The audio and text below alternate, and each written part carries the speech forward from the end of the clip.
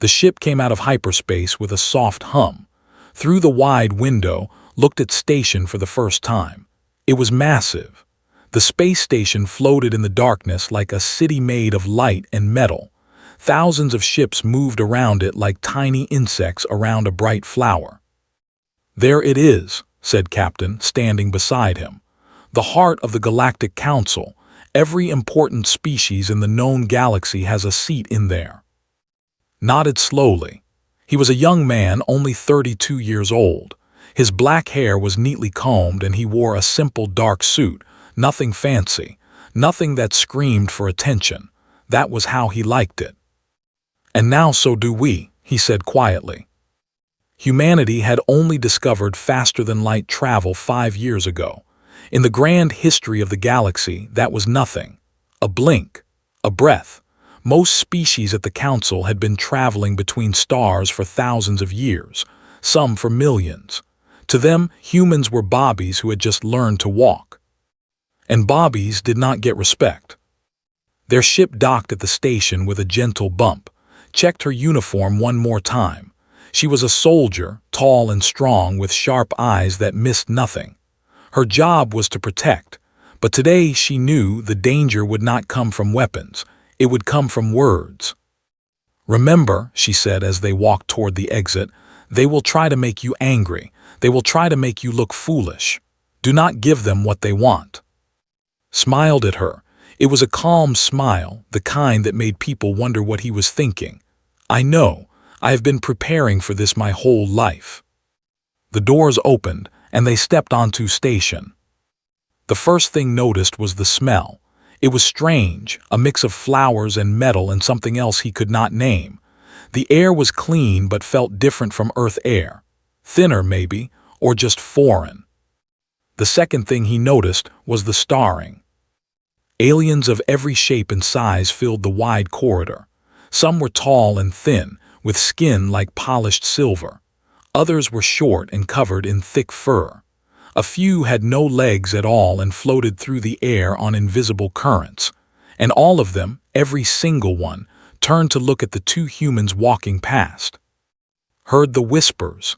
He did not understand all the languages, but he understood the tone, curiosity, amusement, and underneath it all, contempt. "Look at them," someone said in a language his translator caught. "So small, so soft. How did they even survive on their planet?" "I heard their world is a death trap," another voice answered. "Extreme temperatures, dangerous animals, poison everywhere. It is a miracle any of them are still alive." "Miracle, more like luck. They will not last long out here." Kept walking, his face showed nothing. They reached the grand hall after 20 minutes of walking through corridors that all looked the same. The hall was enormous, a circular room with a ceiling so high it disappeared into shadow. Hundreds of seats rose in rings around a central platform. Each seat belonged to a different species. Each species had its own flag, its own colors, its own history. At the very top, in the largest and most decorated seat, sat the. They were the oldest species in the council. Their skin was silver, smooth like water frozen in time. Their eyes were large and dark, and they moved with a grace that made everyone else look clumsy. They believed they were the greatest civilization in the galaxy, and for thousands of years, no one had been able to prove them wrong. High Counselor sat in the center of the section. He was ancient even by their standards. His silver skin faded to a pale gray, but his eyes were sharp, and his voice carried across the entire hall without effort. "Ah," he said as an entered, "the humans have arrived." Every conversation stopped. Every eye turned to the two small figures standing at the entrance. Walked forward. His footsteps echoed in the silence. He stopped at the center platform and bowed exactly as the protocol demanded. Not too deep, not too shallow, perfect. "High Counselor," he said, "I am representative of Earth and the human species. I bring greetings from my people and our hope for peaceful cooperation with the Galactic Council." Looked down at him. The counselor's thin lips curved into something that was almost a smile but not quite.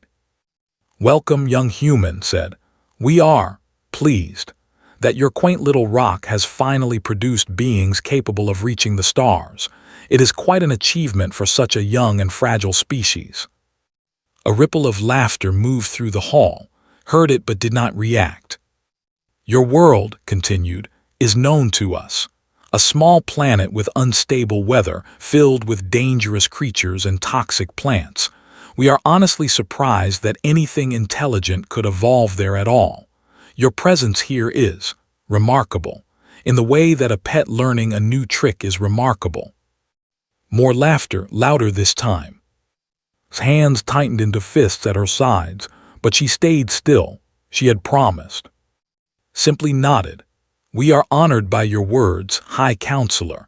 Earth has indeed been a challenging home, but challenges have made us who we are. We hope to bring that same determination to our work with the Council."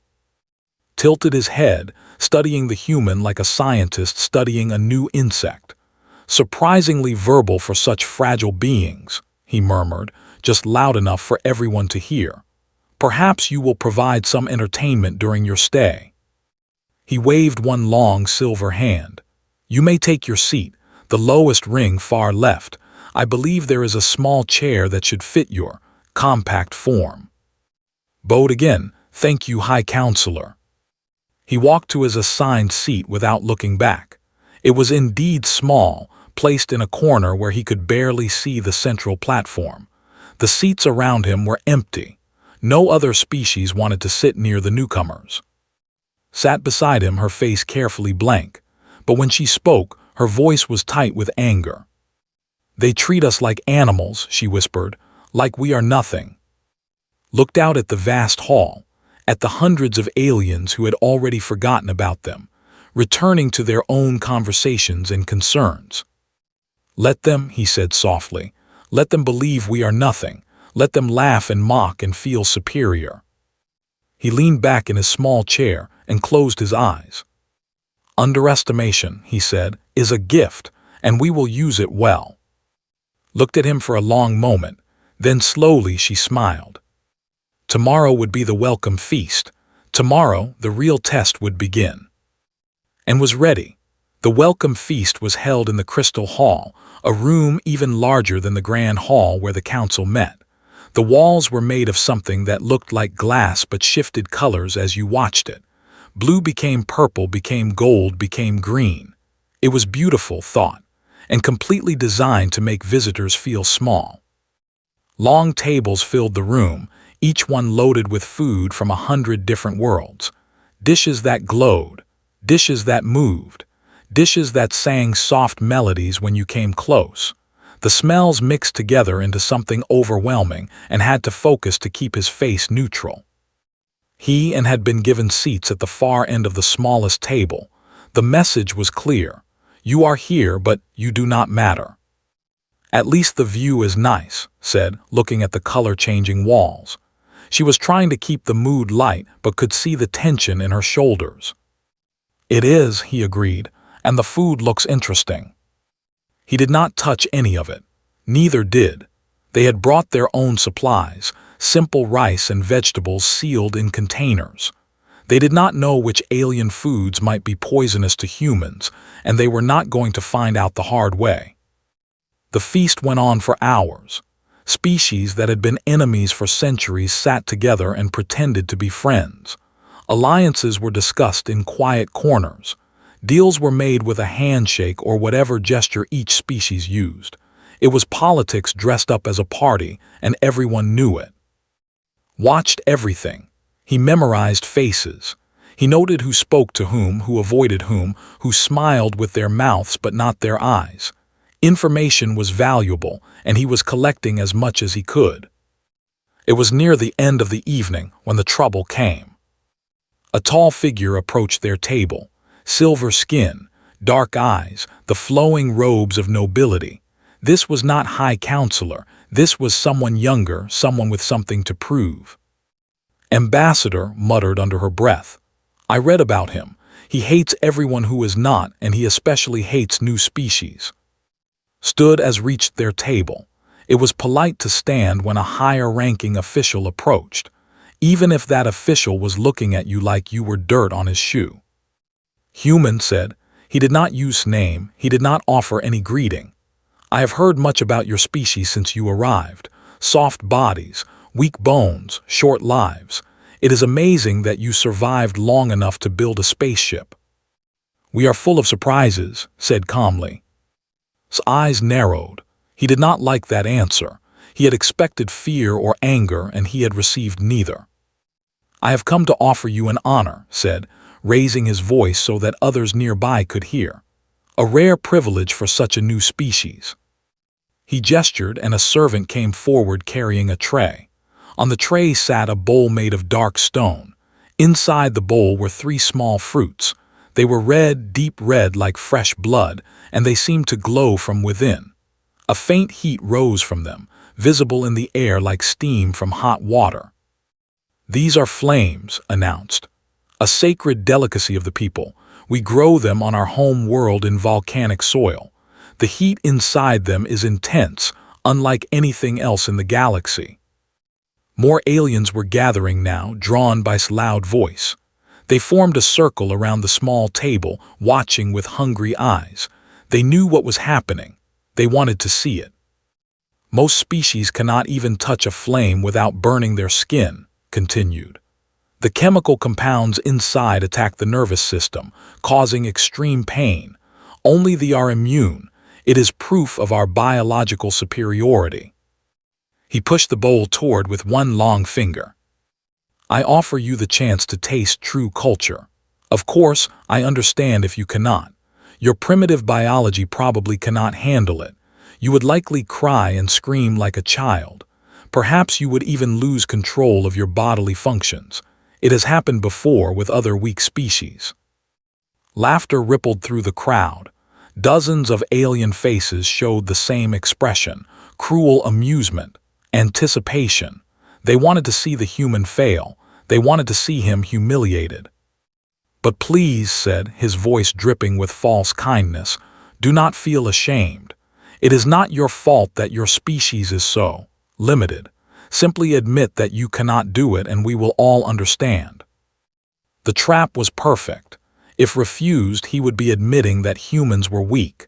The story would spread across the galaxy. Humanity would become a joke, a species too fragile to even try. But if he accepted and failed, it would be even worse. They would have proof.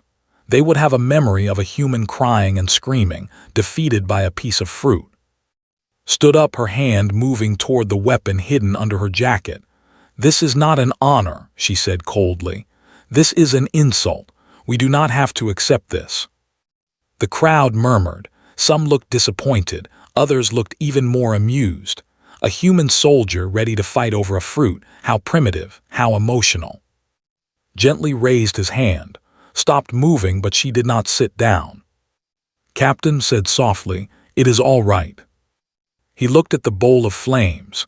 The heat coming from them made his eyes water slightly. He could feel it on his skin, a warmth that was almost uncomfortable even from a distance. Then he looked at, though was smiling, confident in his victory. He had done this before, realized. He had humiliated other species with this exact trick. It always worked. The new species always failed. Smiled back. It was a small smile. Calm, almost friendly, and something in that smile made his confidence flicker just for a moment. Ambassador said, I am honored by your offer, truly. It would be rude to refuse such generosity. He reached toward the bowl. The crowd went silent, even held her breath. His fingers touched the first flame. It was hot, very hot, the kind of hot that should have made him pull his hand back immediately. He felt the heat sink into his skin, felt the chemical compounds start their attack on his nerves. He picked up the fruit anyway. It sat in his palm, glowing, burning, trying its best to hurt him. Lifted it to his face and looked at it closely. The smell was intense, sharp and spicy, filling his nose and making his eyes water more. He thought of home. He thought of his grandmother's kitchen. He thought of summer days when she would cook food so spicy that tears ran down everyone's faces, and they would laugh and eat more anyway. He thought of what it meant to be human, then opened his mouth and took a bite. The crunch echoed through the silent hall, and every alien in the room stopped breathing. The flame exploded with flavor in its mouth. It was unlike anything he had ever tasted before, sweet at first like ripe fruit on a summer day. Then the heat came.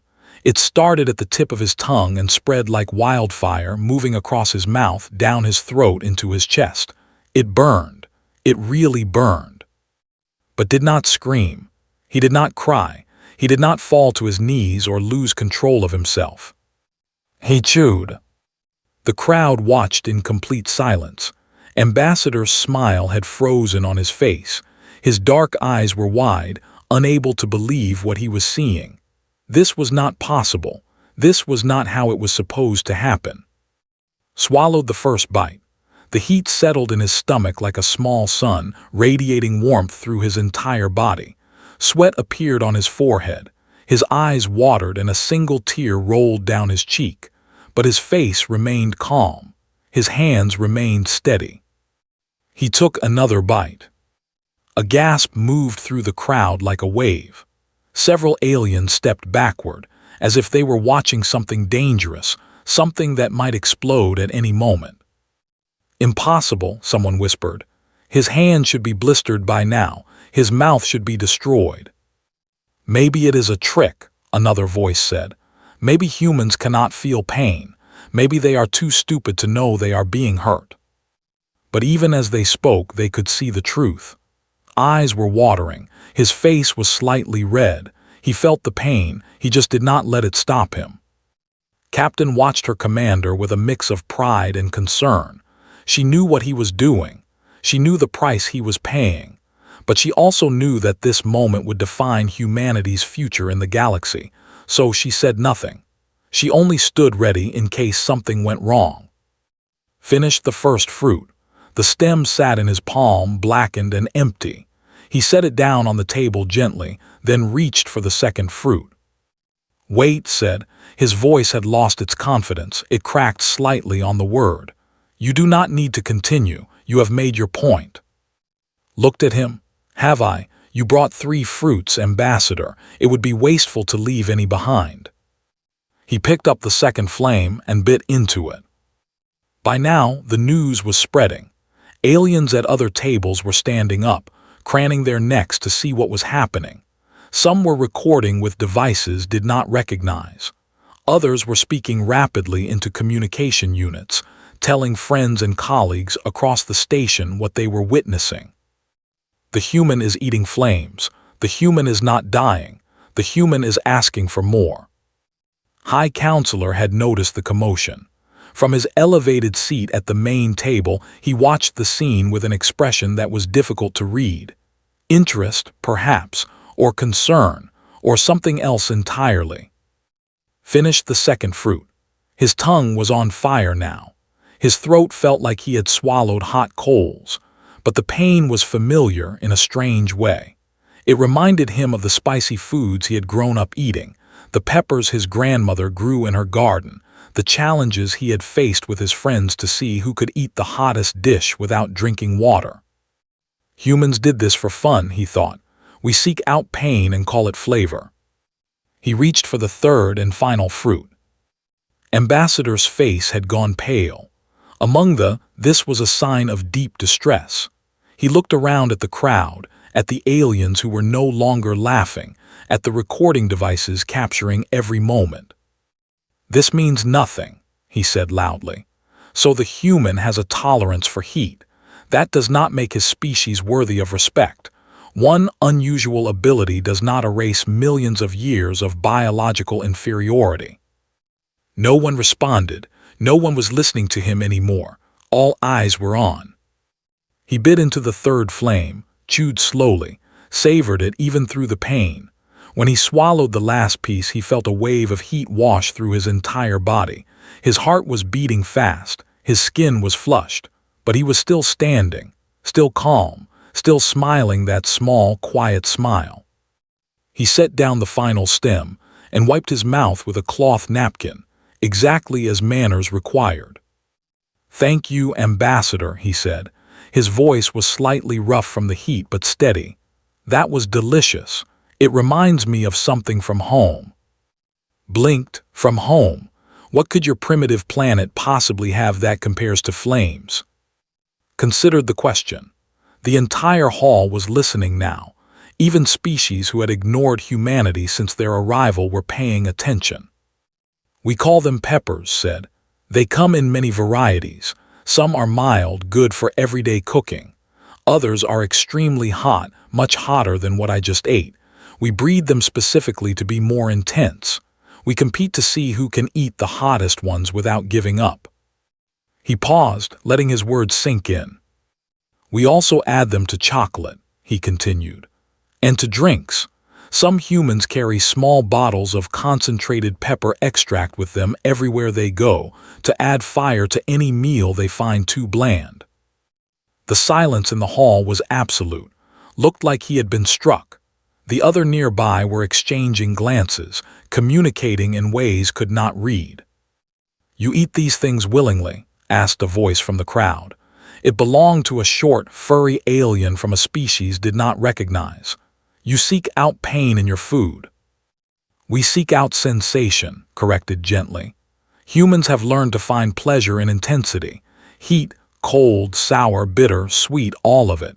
We push our limits because we enjoy the challenge."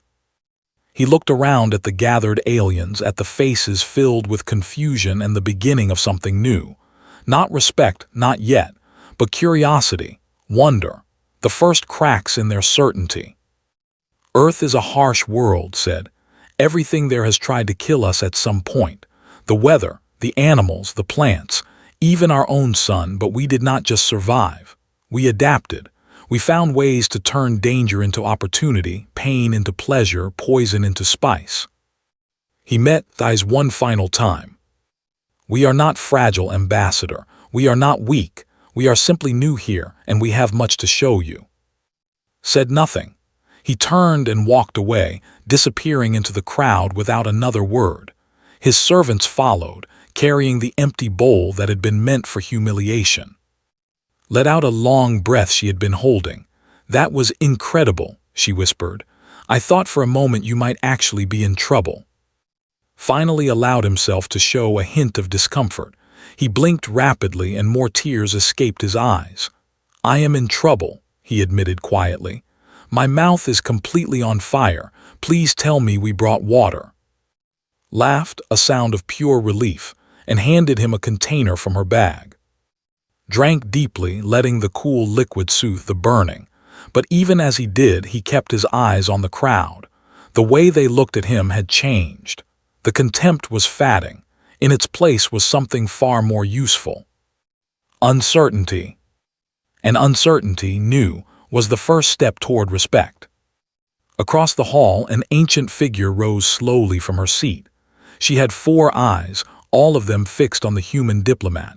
She had watched everything without speaking, without reacting. But now Elder of the was moving toward him. And she looked very, very interested. Elder moved slowly through the crowd.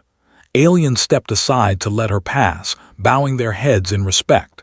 She was old, older than anyone else at the feast, and her species had a reputation for wisdom that stretched back thousands of years. When an elder paid attention to something, it meant that thing was important. She stopped in front of his table and looked at him with all 4 of her eyes. 2 were large and dark, placed where a human's eyes would be. The other 2 were smaller, positioned on the sides of her head. Together, they could see in almost every direction at once. It was unsettling to be studied by such a gaze. "Young human," Elder said. Her voice was soft like wind through dry leaves. "I have been watching you. What you just did was very interesting." Stood and bowed. He had read about them during his preparation for this mission. They were neutral in almost all galactic conflicts. They observed, they recorded, they offered advice when asked. But they rarely took sides and they never showed surprise. Elder was showing surprise now. "May I ask you some questions?" she said. It was a request, not a demand, though we're always polite. "Of course, Elder. I am honored by your attention." She gestured to a nearby chair. Please sit. You must be tired after your performance. Sat remained standing, watchful. The crowd did not disperse. If anything, more aliens were gathering, sensing that something important was about to happen. The flame, Elder began, contains a compound that attacks the pain receptors of most species. It creates a sensation of burning without actually causing damage. Most beings experience this as torture. They cannot eat the fruit without screaming, and yet you consumed 3 of them with only minor discomfort. It was not minor, admitted. It hurt quite a lot. But you continued anyway. Yes. Elder's smaller eyes blinked. Why? Considered how to answer. This was a chance to explain humanity, to make the galaxy understand what they really were. He needed to choose his words carefully. On Earth, he said, we have plants that produce a similar compound. We call it capsaicin. It tricks our nerves into feeling heat that is not really there. It causes pain but no real harm. He leaned forward slightly. Many humans eat these plants regularly. We add them to almost every kind of food. Some of us eat the hottest varieties as a challenge, a test of will. Children dare each other to eat them. Adults compete in contests to see who can handle the most intense heat. Elder's large eyes widened. You deliberately cause yourselves pain for entertainment. We turn pain into pleasure, said. Our brains release special chemicals when we experience the burning sensation. These chemicals make us feel good, even while we are suffering. We have learned to enjoy the challenge. The elder was silent for a moment. Then she asked another question. What else do humans consume that would harm other species? Almost smiled. He had been waiting for this. We drink ethanol, he said. It is a toxic solvent, a poison that would kill most living things. We drink it socially at parties and dinners. We have developed thousands of different ways to produce it, from fruits and grains and even potatoes. We call it alcohol, and we enjoy the way it affects our minds. A murmur ran through the watching crowd. Someone translated for someone else. The word poison was repeated many times. We also consume caffeine, continued. It is a natural pesticide produced by certain plants to kill insects that try to eat them. Humans drink it every morning to help us wake up. We are addicted to it in a way. Many of us cannot function properly without it. Elder's 4 eyes were all focused on him now. Pesticide. You drink pesticide every morning. Yes, we call it coffee or tea. We grow the plant specifically to harvest this poison, and we consume it in enormous quantities. Our entire civilization runs on it. The elder turned to look at the crowd. Dozens of alien faces stared back at her, wearing expressions of disbelief and growing concern. There is more, said. He was gaining confidence now, seeing the effect his words were having. Humans keep dangerous animals in our homes. Creatures with sharp teeth and claws, predators that could easily kill a child. We call them pets. We treat them as family members. We sleep beside them. You sleep beside predators. This question came from the crowd, from an alien who could not contain his shock. We domesticated them, said, speaking for the first time. Thousands of years ago, we made friends with wolves. We bred them into dogs. Now they love us and we love them. But they are still predators. They could still hurt us if they wanted to. Elder turned back to, her expression had changed. The surprise was still there, but something else had joined it. Something that looked almost like fear. Your planet, she said slowly. Tell me about your planet. Spread his hands. It is a world of extremes. Parts of it are so cold that exposed skin freezes in minutes. Other parts are so hot that water boils on the ground. We have storms that destroy entire cities, earthquakes that shake the earth, floods that drown thousands, fires that burn for months. He paused. We have survived all of it. We have lived through ice ages and volcanic winters and plagues that killed half our population. Every time our world tried to destroy us, we found a way to continue. The hall was completely silent now. No one was laughing. No one was whispering insults. They were all listening, really listening, for the first time since humanity had arrived. Elder rose from her chair. She was not tall, but somehow she seemed to fill the space around her. Her voice, when she spoke, carried across the entire room. "I have lived for 300 of your human years," she said. "I have studied over 2,000 species. I have seen empires rise and fall. I have watched civilizations destroy themselves and watched others reach for the stars." She turned to face the crowd. Her 4 eyes swept across the gathered aliens. "In all that time, I have never heard of a species like this one. They consume poison for pleasure. They keep predators as companions. They survive conditions that would exterminate any other form of life." She pointed with one thin finger. "We have made a grave error. We looked at these beings and saw weakness because they are soft and small and new to space. We saw their short lives and assumed they were inferior." Her voice rose, filling the hall with undeniable authority. "But we were wrong. This is not a weak species. This is not a fragile species. This is a death world apex predator that has walked into our halls wearing a suit and a smile. They have been killing and eating everything on their planet for millions of years, and now they have come here." She looked at High Counselor, who had risen from his seat and was watching with an unreadable expression. "We should not be laughing at humanity," Elder said. "We should be asking ourselves a very important question." She turned back to, and her 4 eyes held something that might have been respect, or warning, or both.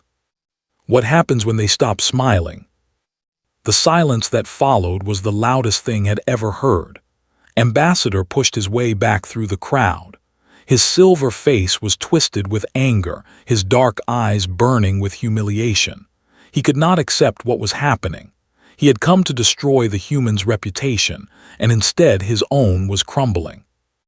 "This is absurd," he shouted. "One trick with food does not make these creatures our equals. Elder speaks from sentiment, not science. The humans are still primitive, still weak, still nothing compared to the great species of this council." He pointed his finger shaking with rage. "I demand another test, something that cannot be faked, something that will show the truth about these soft little animals." The crowd stirred. Some aliens looked uncomfortable, others looked interested, a few noticed looked worried. "What test would satisfy you, Ambassador?" asked calmly. His eyes narrowed. "Show us your bodies. Show us that you are more than just a species with strange eating habits. Prove that humans can survive real damage." It was a cruel request, designed to put in an impossible position. No species would willingly display their physical vulnerabilities in public. It was too personal, too invasive. But before could respond, stepped forward. "I will show you," she said. The crowd's attention shifted to her. She was tall for a human, athletic, with the bearing of a trained soldier. Her face showed no fear, only determination.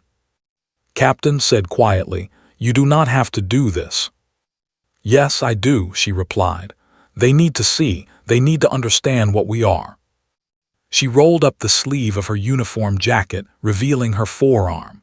A long scar ran from her wrist to her elbow, thick and raised, a pale line against her skin. It was clearly old, years healed, but still visible. The aliens closest to her leaned in to look. Some made sounds of disgust, others made sounds of fascination. "3 years ago," said, her voice strong and clear, "I fell from a cliff during a training exercise. It was a drop of 12 meters onto rocks. When I landed, this arm broke in 4 places." She traced the scar with her finger. "The bone here snapped completely. A piece of it came through my skin. There was blood everywhere. The pain was more intense than anything I had ever experienced." The crowd was silent, hanging on every word. "I was taken to a medical facility," continued. "Our doctors put my bones back together with metal pins. They closed the wound with thread. They gave me medicine for the pain and the infection." She looked around at the gathered aliens. 8 weeks later, I was back on active duty. A near the front made a choking sound. 8 weeks. You healed a compound fracture in 8 weeks. Humans heal quickly, said. Our bodies rebuild themselves. Broken bones grow back together. Cut skin seals itself closed. We can lose blood, significant amounts of it, and our bodies will make more. That is not possible, the protested. For most species, such an injury would mean permanent disability. Many would die. Humans do not die easily, said, standing beside his captain. Our ancestors evolved on a world where injury was common. If we could not heal, we would have gone extinct millions of years ago. Instead, we developed bodies that repair themselves. Elder spoke from the side. I have read your medical files, the ones you submitted when you joined the council. I thought there were errors in the translation. Are you telling me that humans can truly regenerate bone tissue? Not just bone, said, skin, muscle, organs. We can survive the loss of one kidney, one lung, significant portions of our liver. We can survive having our intestines removed, our appendix taken out, even parts of our brain damaged. We have people on Earth right now, added, living normal lives with artificial hearts, mechanical devices that pump blood through their bodies. They go to work, raise families, grow old. A missing organ is not a death sentence for us. High Counselor finally descended from his elevated position. The crowd parted before him like water before a ship. His ancient face was no longer showing contempt. It showed something far more complicated. You speak of regeneration, he said slowly, of survival, but surely there are limits. Surely your species has weaknesses. Consider the question. We have many weaknesses. We cannot see in darkness as well as some species. We cannot hear certain frequencies. We are not particularly strong or fast compared to larger animals. He paused, but we have something else. We have endurance. Endurance tilted his head. On Earth, our ancestors hunted by following their prey for hours, sometimes days, without stopping. We walked after animals until they collapsed from exhaustion. We did not need to be faster. We just needed to never give up. Nodded. Even now, humans run for sport. There are races where people run over 40 kilometers at a time. Some races are over 100 kilometers. We do this for fun. The crowd's murmuring grew louder, heard fragments of conversation. They hunt by following. They run until their prey dies of tiredness. What kind of monsters are these creatures? A small alien with bright blue feathers spoke up. I have a question. Your planet has temperature extremes, you said. How do you survive in both hot and cold environments? We sweat, said simply. The alien looked confused. You what? Our bodies release water through our skin. As it evaporates, it cools us down. We can survive in heat that would cook most species because we can regulate our internal temperature. And in cold environments, we shiver. Our muscles contract rapidly, generating heat. We also have fat layers under our skin for insulation, and we wear clothing made from the skins and furs of other animals. The alien's feathers puffed up in horror. You wear the skins of other creatures. Actually smiled. Sometimes we wear artificial materials now, but yes, for thousands of years we survived winter by killing animals and wearing their bodies. The hall was no longer just quiet. It was stunned. Every alien in the room was looking at the two humans with new eyes. The contempt was gone. The amusement was gone. What remained was a complicated mixture of fear, respect, and something that might have been awe. Ambassador stood alone near the edge of the crowd. His face had lost all color. His grand plan to humiliate humanity had turned into the exact opposite.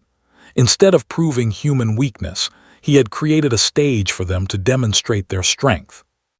He turned and walked away, disappearing through a side door. No one tried to stop him. No one even noticed. High Counselor remained standing before. His ancient eyes studied the young human diplomat, seeing him clearly for the first time. "What else can your kind survive?" he asked quietly. "I find myself genuinely curious." Exchanged a glance with, she nodded slightly. He turned back to and asked, "Would you like a list?" The High Counselor's lips curved into something that was almost, but not quite, a smile. "I believe I would." The feast was forgotten. Food grew cold on the tables. Drinks went untouched.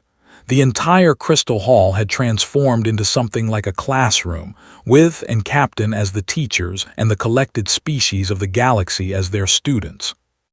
They sat at a central table now, moved there by servants at High Counselor's command. Aliens crowded around them in circles, some standing, some floating, some perched on specialized seats. Recording devices captured every word. Translation software worked overtime to convert human speech into 100 different languages. He talked for hours. "You said you wanted a list," he said too. "Let me start with our history." He told them about the Ice Age, when temperatures dropped so low that glaciers covered huge portions of Earth's surface. Humanity had survived by adapting, by moving, by learning to make fire and build shelters from whatever materials they could find. "We lived in caves," he explained. "We wrapped ourselves in animal skins. We burned wood and dried plants for warmth, and when the ice finally retreated, we were still there." He told them about diseases, the plagues that swept across continents, killing millions, the Black Death that wiped out a third of Europe's population, the flu pandemic that infected a quarter of all humans alive at the time. "Each time we thought it might be the end," said. "Each time some of us survived. Our immune systems remembered the sickness and grew stronger. We developed medicine, vaccines, treatments. Now diseases that once killed millions can be cured with a single pill."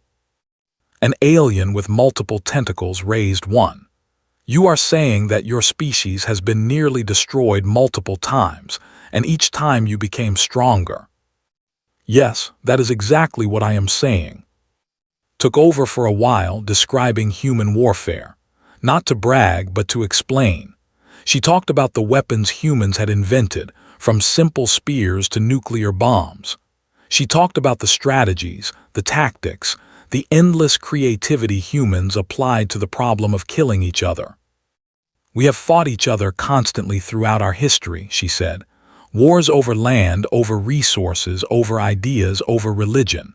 We nearly destroyed ourselves several times, but we also learned from each war. We developed technology. We created treaties. We built systems to prevent the worst outcomes." "You created weapons capable of destroying your entire planet," a counselor said, his voice troubled. "And you still exist." "We came close," admitted, "very close, but we stepped back from the edge. We chose survival over destruction." "That takes more strength than most species possess," Elder observed. "To have the power to end everything and choose not to use it." Nodded at her. "That is humanity. We are capable of terrible things, but we are also capable of restraint, of growth, of change." The questions kept coming, faster and faster, as the aliens tried to understand these strange creatures who had appeared among them. Humans could run for hours without stopping. Yes, they could. Their bodies were designed for long-distance pursuit. Their ancestors had chased prey across open plains until the animals literally dropped dead from exhaustion. Humans explored their entire planet. Yes, they did. They climbed the highest mountains, where the air was so thin they could barely breathe. They descended to the deepest parts of their oceans, where the pressure could crush metal. They crossed deserts and jungles and frozen wastelands, not because they had to, but because they wanted to know what was there. Humans went to their moon before they had proper computers. This question caused the most disbelief.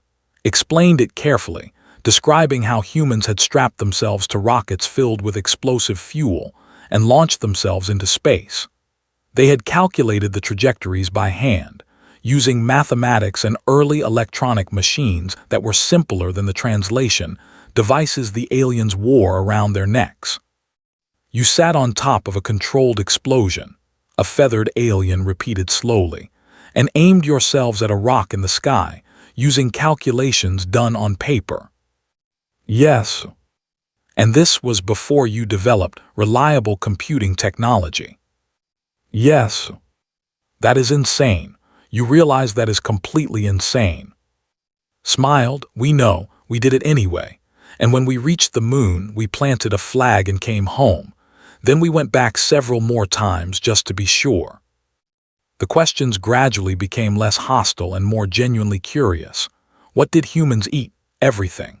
Plants, animals, fungi, insects, things that other species would classify as poison or garbage. What did humans do for recreation? They competed, they created art, they told stories, they played games that simulated war and survival. What did humans believe in? That was complicated, explained. Humans believed in thousands of different things. Sometimes they fought over those beliefs. But they also protected each other's right to believe differently. Hours passed. The artificial lights of the crystal hall dimmed slightly, simulating the cycle of day and night. Still, no one left. Even aliens who had work to do or ships to catch stayed to listen. Finally, Elder raised a hand, and the question stopped. I think, she said slowly, that we have learned enough for one night, perhaps too much. She looked around at the gathered species. Their faces showed a mixture of emotions: shock, fear, fascination, and beneath it all, a growing understanding that the universe had just become a very different place. Humanity will need time to prove itself, Elder continued. Words are one thing, actions are another, but I believe we owe these beings something we have not given them until now. She turned to and inclined her head in a gesture of respect. We owe them the chance to show us who they truly are, not as curiosities or entertainment, but as equals who have earned their place among the stars. High Counselor stood slowly. Every eye turned to him. He was the leader of the council, the voice of the oldest and most powerful species. His opinion mattered more than any other. For a long moment he simply looked at, then he spoke. I have been counselor for 200 years. In that time I have seen many new species join our ranks. Most were unremarkable, some were dangerous, a few were promising. He paused. None were like humanity. He turned to address the entire hall. I will propose a motion at tomorrow's session. I believe it will pass. He did not say what the motion was. He did not need to. The meaning was clear. As the crowd began to disperse, murmuring amongst themselves, Elder approached privately. Her 4 eyes looked tired but also thoughtful. Young diplomat, she said quietly, I have one more question for you. Yes, Elder. Tonight, you had many chances to humiliate Ambassador in return for his actions. You had information that could have destroyed his reputation, but you chose to focus on educating rather than attacking. Why? Considered his answer carefully. Because I want humanity to be respected for what we are, not feared for what we can do to others. Revenge would have felt good for a moment, but building understanding will serve us for generations.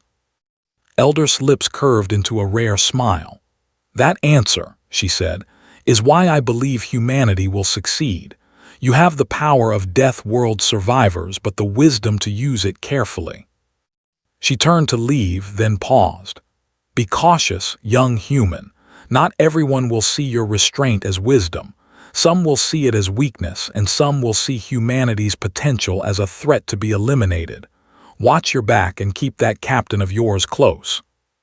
She walked away, disappearing into the thinning crowd. Stood in the emptying hall, thinking about her warning. The night had been a victory, perhaps the greatest diplomatic victory humanity had ever achieved. But he knew this was only the beginning. The galaxy had noticed them now, and not everyone would be happy about what they saw.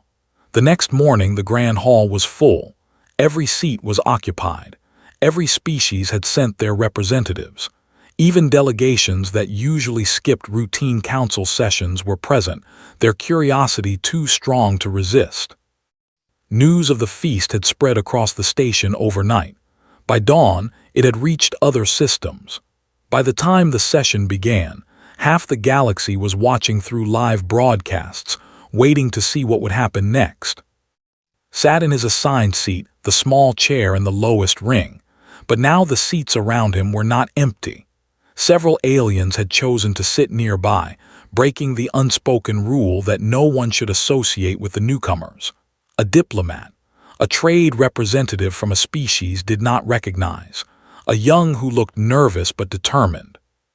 Captain sat beside him as always. Her eyes moved constantly, watching for threats. After Elder's warning, she was taking nothing for granted. High Counselor opened the session with the usual formalities. Reports were given. Disputes were settled. The ordinary business of a galactic civilization continued as it had for thousands of years. Then came the moment everyone was waiting for. Stood at the central platform and raised his hand for silence. The hall went quiet immediately. "I have a proposal to bring before the council," he announced. "It concerns the status of humanity within our organization." Whispers rippled through the crowd. Kept his face neutral, but his heart was beating fast. When humans first arrived, they were granted the rank of provisional member. This is standard for new species, a trial period to determine their worthiness. They were given no voice in our debates and no vote in our decisions. Paused, his ancient eyes scanning the assembly. "After the events of last night, I believe this status is no longer appropriate." More whispers. Some aliens looked pleased, others looked concerned. A few noticed looked angry. "I propose that humanity be elevated to the rank of observer with voice. They would remain without voting power, but they would be permitted to speak in debates, to participate in committees, and to represent their interests directly to this council." He looked at, "They have shown that they deserve at least this much." The debate began immediately. Some species supported the motion enthusiastically, citing humanity's impressive history and remarkable adaptability. Others argued against it, warning that humans were too new, too unknown, too potentially dangerous. "We do not know what they are capable of," one delegate argued. "Giving them more power before we understand them fully is reckless." "We have seen what they are capable of," Elder responded. "Survival, adaptation, growth. These are not threats. These are the qualities of a species that will stand beside us for." The debate went on for hours. Listened to every word, learning the concerns and priorities of each species. Some feared humanity would upset the balance of power. Others saw humans as potential allies against their enemies. A few simply did not like the idea of sharing the galaxy with such strange creatures. Finally called for a vote. The results came quickly. The motion passed, not unanimously noticed. Several species had voted against it, but it passed by a clear margin. For the first time, humanity had a voice in the Galactic Council. After the session ended and prepared to return to their ship, they would travel back to Earth to report their success and begin the next phase of humanity's integration into galactic society. There would be trade negotiations, cultural exchanges, scientific cooperation. Years of work lay ahead. As they walked through the corridors of station, they were stopped by an unexpected visitor. Ambassador stood in their path. He looked different from the night before. The arrogance was gone from his posture. The cruel confidence had left his eyes. He looked like someone who had been forced to reconsider everything he believed. "Human," said, then he corrected himself. Stopped walking. His hand moved toward her hidden weapon but shook his head slightly. "Ambassador," he replied, "I did not expect to see you again." Was silent for a moment. He seemed to be struggling with something, fighting against years of pride and prejudice. "I came to ask you a question," he finally said. "At the feast, after I tried to humiliate you, you had many opportunities to strike back. You could have mocked me. You could have made me look foolish in front of the entire council. Instead, You ignored me and focused on teaching others about humanity." He met's eyes directly. "Why, any in your position would have sought revenge. It is what we do. It is what most species would do." Considered his answer. This was important, was not just asking for himself. He was asking because he genuinely could not understand. "Because revenge is easy," said, "and we have learned that easy answers rarely lead to good outcomes." He took a step close enough that the ambassador had to resist the urge to back away. "Humans have fought enough wars among ourselves," continued. "We have killed each other over land, over resources, over pride. We have seen what cruelty does. It breeds more cruelty. It creates cycles of hatred that last for generations." He spread his hands. "I did not come here to make enemies. I came to make friends. Humiliating you might have felt satisfying for a moment, but it would not have helped humanity. It would only have created one more person who hates us." Stared at him. "You think of the future, even in moments of anger." "We try to. We do not always succeed, but we try." There was a long silence. Watched the exchange carefully, ready to act if necessary, but made no hostile move. Instead, slowly, he extended his hand. It was an awkward gesture, did not shake hands. They had their own customs, their own ways of showing respect, but had clearly seen humans do it, and he was trying. "I do not understand your species," he said. "I may never fully understand you, but I think I have misjudged you. I would like to start again." Looked at the offered hand. This was an ambassador, a member of the most powerful species in the galaxy, offering peace to a human. It was something that would have been unthinkable just 2 days ago. He reached out and took his hand. The skin was cool and smooth, strange against his own warmth, but the grip was firm. "I would like that too," said. They stood there for a moment, two representatives of very different worlds, connected by a simple gesture. Then nodded, released his hand, and walked away without another word. Let out a breath she had been holding. Well, that was unexpected. "He is learning," said. "We are all learning." They continued walking toward the docking bay where their ship waited. Through the wide windows of the corridor, could see the endless stars spread out before them. Each one might have planets. Each planet might have life. The galaxy was vast beyond imagining, and humanity had only taken the first tiny steps into it. "Sir," said as they walked, "do you think the galaxy will ever truly accept us, as equals?" Thought about the question. He thought about the fear in some alien eyes, the curiosity in others, the grudging respect that was beginning to form. He thought about elders' warning that some would see humanity as a threat. He thought about this unexpected gesture of peace. "I do not know," he admitted.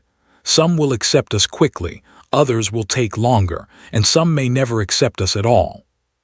He looked out at the stars again, at the infinite possibilities they represented. "But that is okay. Humans have never been accepted easily, not even by ourselves. We have always had to prove our worth over and over again to each other and to the universe." He smiled, the same small, calm smile that had confused and impressed so many aliens over the past 2 days. "We are used to it, and we are patient." Nodded, she understood.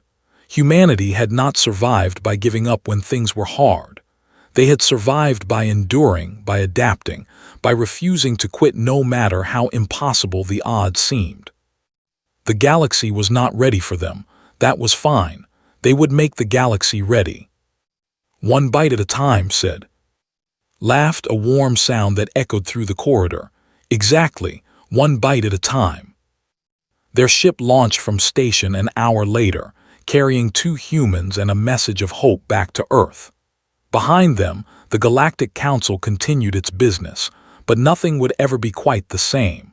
A new species had arrived, and they had proven themselves in ways no one had expected.